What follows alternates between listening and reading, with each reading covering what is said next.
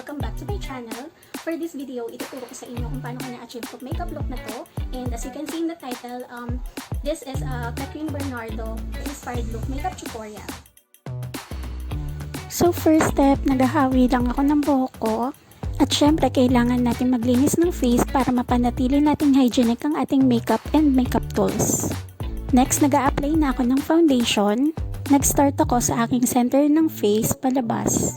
This will also serve as my highlighter, kaya nag-focus lang ako sa center part ng aking muka. Alam naman natin guys na hugis mangga ang mukha ni Kathryn Bernardo, kaya naman hindi na ako naglagay ng foundation sa paligid ng aking muka para mag-create tayo ng shadow at mag-create ng illusion na mas slimmer ang aking face. Ngayon naman, nag-a-apply ako ng powder para hindi mag-move o mahulas ang ating foundation. Sa kilay naman, sinundan ko lang yung natural na tubo ng aking buhok. Malaki ang nagagawa ng ating kilay sa ating facial expression. And kay Kathryn Bernardo, kung mapapansin nyo, straight lang yung style ng kanyang eyebrow, resulting to youthful appearance.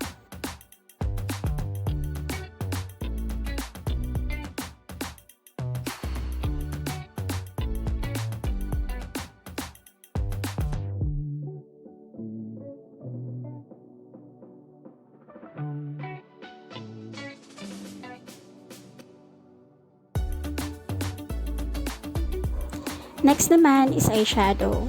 Nude color ang ginamit ko as transition color.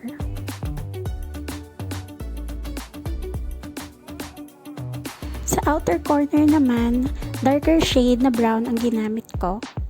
Using my fingers, biniblend ko yung eyeshadow para mag-create ng soft smoky eye look.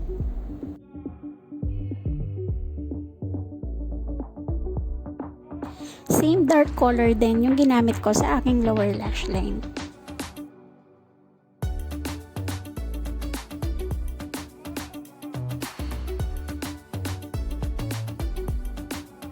Dito naman, nag-combine ako ng two light eyeshadows and then in-apply ko sa center ng aking eyes.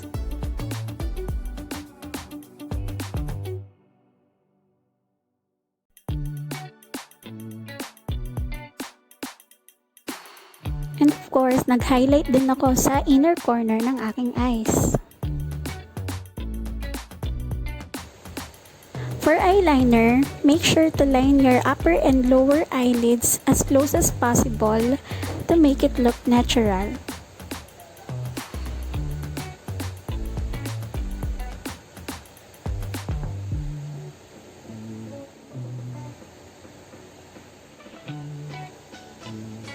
And syempre, mascara para magmukhang feminine ang ating face.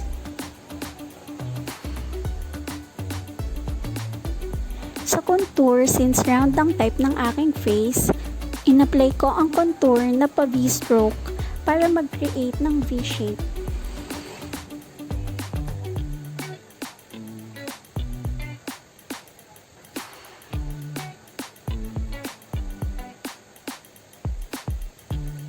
Para makumpleto ang look na to, syempre kailangan natin mag-nose line.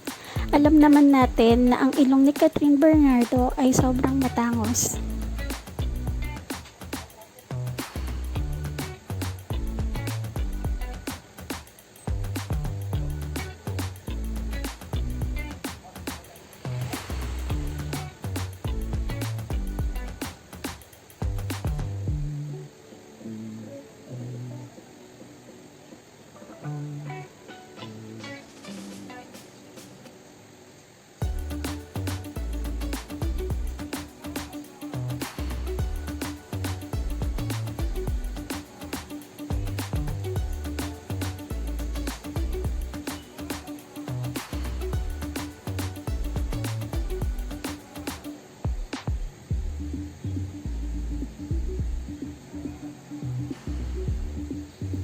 Nude color naman ang ginamit ko for my lips. And last, naglagay ako ng fake mole gaya ng kay Kathryn Bernardo. Just for fun.